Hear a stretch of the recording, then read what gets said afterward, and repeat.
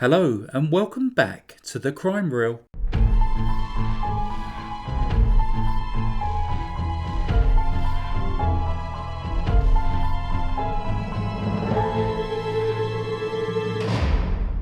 For today's true crime narration, I will be sharing the story of the bogeyman of Westfield, American John List.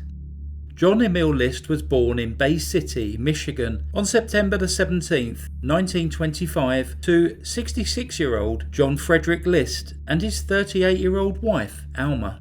Theirs was an extremely complicated family tree with intermarriage among relatives being fairly common within their small community.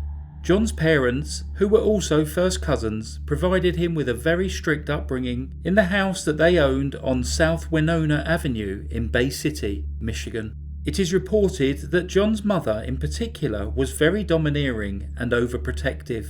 At family get-togethers, John rarely played with the other children due to his mother's fear that he would get hurt or dirty. This, together with the fact that his father was the age of most other children's grandparents, made John the subject of ridicule at school. His family's old-fashioned views, which were not in keeping with the times, only served to exacerbate this further. As a teenager, John spent most of his time alone and had no friends. He was a devout Lutheran and went on to become a Sunday school teacher. In 1943, he joined the US Army and served in the infantry as a lab technician during the World War II. This role fit well with John's precise and exacting personality. He was a bright man, and once the war was over, he attended the University of Michigan at Ann Arbor. Here, he earned both a bachelor's degree in business administration and a master's degree in accounting. John met a widow called Helen Morris Taylor, whose first husband had been killed in action in Korea. Helen had a young daughter named Brenda. John and Helen married in 1951 in Baltimore, Maryland, and together with Brenda, they set up home in Northern California. John and Helen went on to have 3 children together. It was reported that over the years, Helen had become increasingly unstable and dependent on alcohol. After various accounting jobs and house moves over the years, John, Helen, their 3 children, and John's mother Alma moved to a house in Westfield, New Jersey. John was working as vice president of a bank in Jersey City and appeared to be well respected in his job. By this time, Helen's daughter, Brenda, had married and left the household. The family lived in a 19-room Victorian mansion known as Breeze Knoll on Hillside Avenue in Westfield. The centrepiece of this beautiful house was a ballroom with a Tiffany glass ceiling.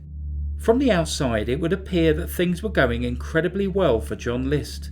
He lived in an opulent mansion, was both a Sunday school teacher and the vice president of a successful bank. He also had a wife and 3 beautiful children. Unfortunately, appearances can be deceiving. The morning of 9th of November 1971 started like any other. The 3 List children left for school as normal, completely unaware that this day would be their last. At some point during that fateful day, John retrieved both of his guns that he had stored in his garage, a 9mm Steyr 1912 handgun, which his father had given him, and a Colt 22 revolver, which came from his service in the army. Whilst the children were at school, Helen was sitting drinking a cup of coffee.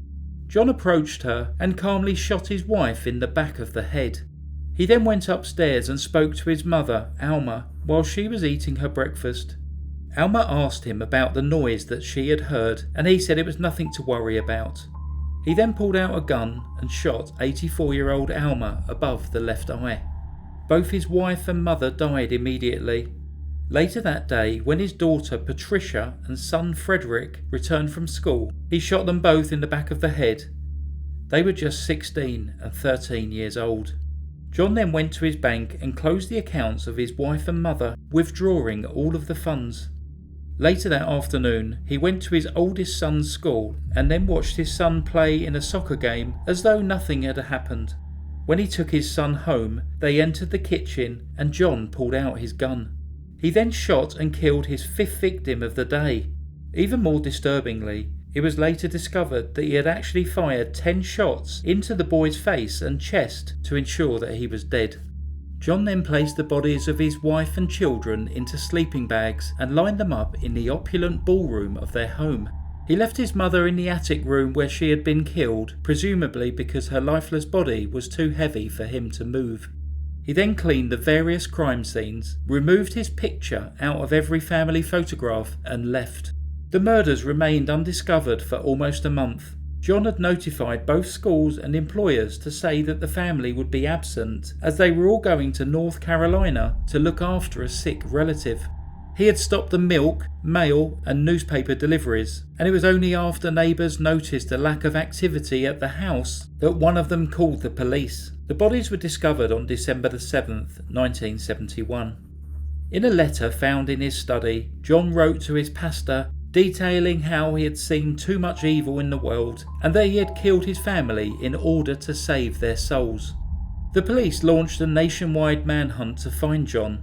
His car was discovered parked at JFK Airport in New York City, but the authorities could not establish whether or not he had caught a flight. The trail soon went cold. John had actually travelled by train from New Jersey to Michigan and then later on to Denver, Colorado.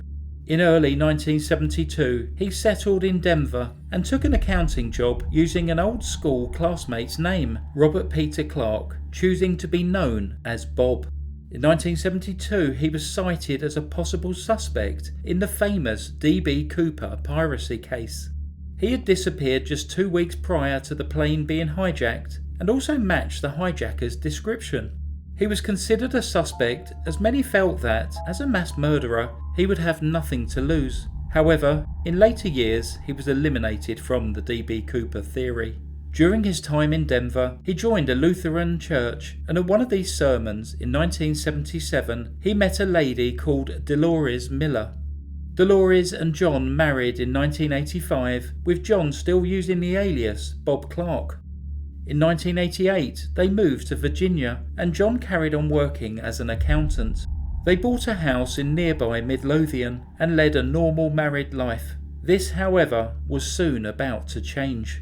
On May 21st, 1989, the popular TV programme America's Most Wanted reconstructed the murder of the List family. The show included an expert forensic artist, Frank Bender, who presented a clay bust that predicted how John would have looked 18 years after his crimes. The FBI received over 200 new leads through the show, one of which was from a lady in Virginia that called in to say that the man was her neighbour. Less than 2 weeks later, on the 1st of June 1989, John, still using the name Bob Clark, was arrested in Virginia.